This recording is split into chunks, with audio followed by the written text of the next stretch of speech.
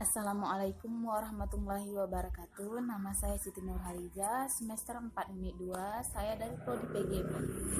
Jadi ini tugas mata kuliah saya, metode penelitian kuantitatif. Jadi di sini saya akan mempresentasikan dengan judul Teknik Pengumpulan Data dan Instrumen Penelitian.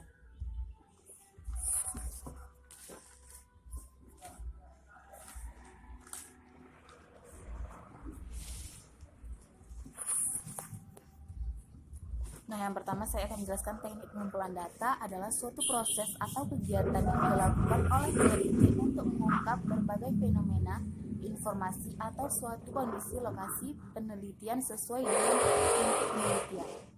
Yaitu, selanjutnya ada jenis-jenis teknik pengumpulan data. Yang pertama itu ada teknik observasi, merupakan suatu pengamatan atau inspeksi terhadap suatu objek, kegiatan, peristiwa maupun perilaku.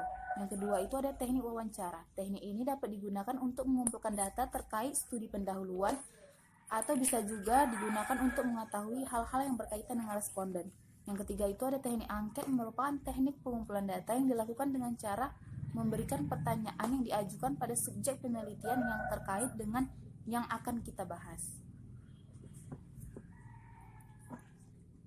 Selanjutnya ada klasifikasi dan tipe-tipe observasi, wawancara beserta angket. Yang pertama itu ada klasifikasi observasi terbagi dua. Yang pertama ada observasi partisipan, yaitu teknik pengumpulan data yang mana peneliti terlibat langsung dengan kehidupan dari subjek penelitian. Artinya peneliti akan ikut serta dalam penelitian. Yang kedua itu ada observasi non-partisipan. Observasi non-partisipan artinya peneliti tidak melibatkan diri dalam kegiatan, pekerjaan, sistem yang sedang diobservasinya, melainkan peneliti ini hanya mengamati, mencatat, dan merekamnya. Yang selanjutnya itu ada tipe-tipe wawancara. Yang pertama itu ada wawancara terstruktur, yaitu adalah teknik wawancara yang dilakukan dengan menggunakan pedoman wawancara yang jelas. Untuk teknik ini, peneliti akan membuat pertanyaan terlebih dahulu sebelum melakukan wawancara. Yang kedua itu ada wawancara tidak terstruktur.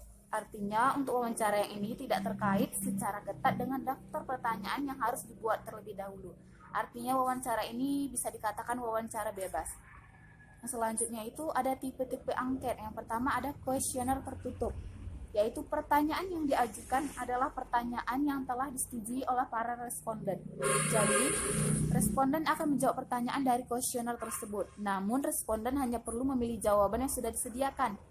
Yang kedua itu ada kuesioner terbuka, yaitu pertanyaan yang diajukan kepada para responden dan responden ini harus mengisi jawabannya sendiri. Peneliti hanya akan menyediakan beberapa pertanyaan saja. Kemudian responden atau subjek penelitian hanya tinggal memberikan jawabannya sesuai dengan yang diinginkannya atau yang ingin dia ajukan.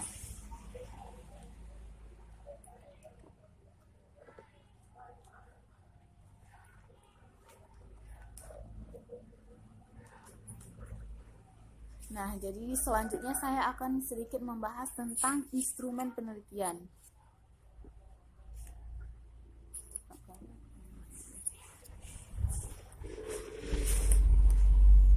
Nah, instrumen penelitian adalah suatu alat yang digunakan untuk mengukur suatu fenomena alam maupun sosial yang kita amati.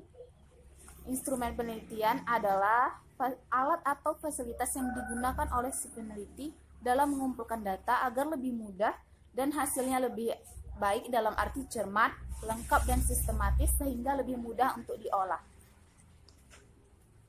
Jumlah instrumen penelitian yang juga tergantung pada jumlah variabel penelitian yang telah ditetapkan untuk diteliti. Selanjutnya ada jenis-jenis instrumen penelitian. Yang pertama itu ada tes. Tes adalah serangkaian pertanyaan atau latihan yang digunakan untuk mengukur keterampilan, pengetahuan, inteligensi, kemampuan, atau bakat yang dimiliki oleh individu atau kelompok. Yang kedua ada kuesioner atau angket, merupakan sejumlah pertanyaan tertulis yang digunakan untuk memperoleh informasi dari responden. Nah, tes ini juga memiliki kriteria. Yang pertama itu ada reliabilitas tes. Tes sebagai instrumen atau alat pengumpul data yang dipercaya reliable manakala tes ini terbukti handal. Yang kedua itu ada validitas tes. Tes sebagai instrumen untuk mengumpulkan data yang disetujui manakala tes itu benar.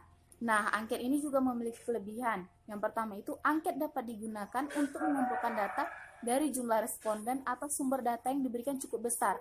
Mudah dianalisis, responden akan memiliki kebebasan untuk menjawab pertanyaan sesuai dengan keinginannya. Responden tidak akan menjawab setiap pertanyaan, tetapi tidak perlu menjawab.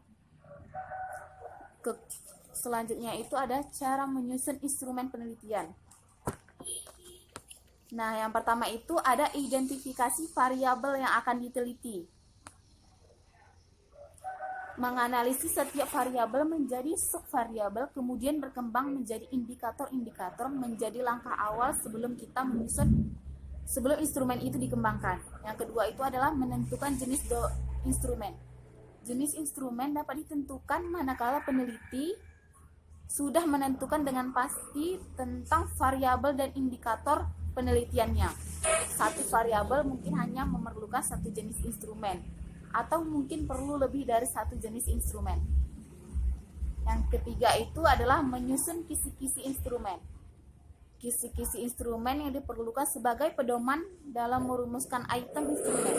Dalam kisi-kisi ini harus ada ruang diskusi tentang materi penelitian, jenis pertanyaan, jumlah pertanyaan, serta waktu yang akan dibutuhkan. Yang keempat itu adalah menyusun item instrumen. Berdasarkan kisi-kisi yang telah disusun, langkah selanjutnya adalah menyusun item yang sesuai dengan jenis instrumen yang akan kita gunakan. Yang kelima itu ada menguji cobakan instrumen. Uji coba ini perlu dilakukan untuk mempelajari tingkat reliabilitas dan validitas serta keterbacaan setiap item. Mungkin saja berdasarkan uji coba ini terdapat item yang perlu dikeluarkan dan diganti dengan item yang baru. Nah, terdapat juga hal-hal yang harus dibahas untuk menghasilkan data yang akurat dalam penyusunan instrumen penelitian. Yang pertama itu adalah masalah dan variabel yang dikeluarkan, termasuk indikator variabel harus jelas dan spesifik, dapat disesuaikan dengan mudah dengan jenis-jenis instrumen yang diperlukan.